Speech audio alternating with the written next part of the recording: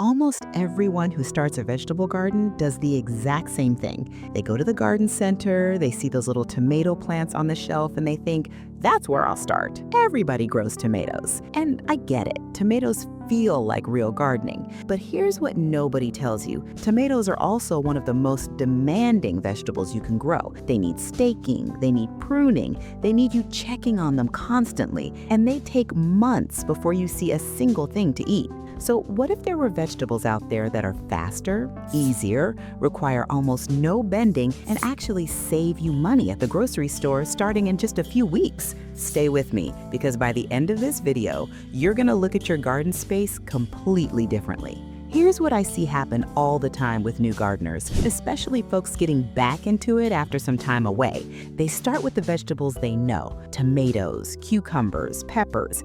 And then about 6 weeks in, it starts to feel like a second job. You're out there every day checking for bugs, you're trying to figure out why the leaves are turning yellow, you're bending down, getting back up, bending down again, and at some point, and I think a lot of you know exactly what I'm talking about, you start to dread going outside. That's not what gardening is supposed to feel like. The best vegetables aren't the most popular ones. They're the ones that reward you quickly and ask very little in return. In this video, I'm going to show you 5 vegetables that are genuinely easy to grow. Not easy the way gardening books say everything is easy, but actually easy. We're talking harvest in as little as 3 to 4 weeks for some of these.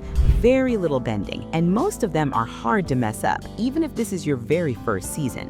Whether you've got a backyard, a small patio, or just a sunny spot on your deck, there is something here for you. Let's get into it. Number 1, leaf lettuce. Most people think of lettuce as something you buy at the store, already washed and bagged.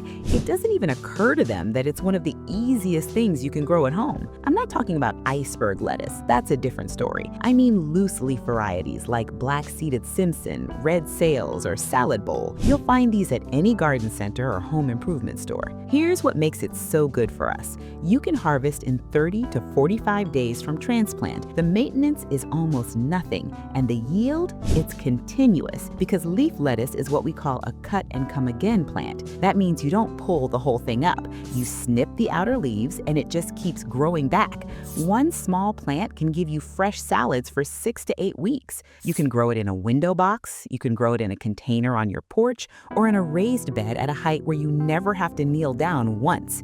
The harvesting is just snipping a few leaves. No digging, no heavy lifting, no getting down on the ground. If you only have 10 minutes every few days, that is genuinely all this needs. Number 2, green onions. People tend to skip green onions because they seem too simple. That's not a real vegetable, I've heard people say, but simple is exactly what we're going for. Green onions, also called scallions, are ready to harvest in just 3 to 4 weeks from transplants. They grow straight up. They don't sprawl. They need no staking or caging or any kind of support. A small pot, a little soil, a sunny windowsill. That's all you need. They're perfect if you don't want to spend hours outside. This is a once-a-week check-in crop. But here's what most people miss, and this one's really fun. Next time you buy a bunch of green onions from the grocery store, save the white root ends. Put them in a small glass of water on your windowsill. In about a week, you'll have fresh green tops growing again. It almost feels like cheating. You can also plant them right next to your lettuce. Now you've got a little salad garden that practically takes care of itself, and you've spent almost nothing to set it up. Number 3, bush beans. When most people think about beans, they picture tall pole beans climbing up a trellis. Those work, but they require a lot of setup, a lot of reaching, and a lot of monitoring. Bush beans are the smarter choice. They grow in a compact, upright bush. No trellis, no support structure, no climbing. Varieties like Provider, Contender, or Blue Lake Bush are widely available and very reliable. You're looking at harvest in about 50 to 60 days from seed. You water them deeply once or twice a week, they're surprisingly drought tolerant, and then you just let them do their thing. Because they stay low and compact, usually no taller than 2 feet, you can harvest standing up or with just a slight lean. No hands and knees required. They work beautifully in raised beds and they don't need daily attention. And here's where it gets interesting. Bush beans produce a lot at once. If you plant even a short row, you'll likely have more than you can eat. A lot of folks share with neighbors or freeze them for winter. If you want a steadier harvest across the season, try planting a small batch, then another small batch 2 to 3 weeks later. You'll have beans coming in at a manageable pace all summer. Simple, productive, very hard to mess up. Number 4, zucchini. I know what some of you are thinking. Zucchini? That's the one everybody jokes about because it grows too fast and you end up with squash the size of a baseball bat. And yes, that can happen if you ignore it. But here's the thing, zucchini is actually one of the most rewarding vegetables for a low-effort garden, as long as you know one simple trick. Bush varieties like Black Beauty or Patio Star are compact and very manageable. 1 or 2 plants is genuinely enough for most households. You'll be harvesting in 50 to 65 days from transplant. You water at the base once or twice a week. The fruit sits right at the surface of the plant, easy to spot, easy to reach. And it grows well in large containers, which means you can put it right on your patio at a comfortable height. Now, the secret to easy zucchini is just harvesting it small. When the squash is about 6 to 8 inches long, pick it. It tastes better at that size anyway, tender, mild, and easy to cook with. You check it every couple of days, you pick what's ready. That's your entire maintenance routine. One plant, planted once, feeding you all summer long. Number 5, cherry tomatoes. Remember at the beginning when I said tomatoes might not be the best starting point?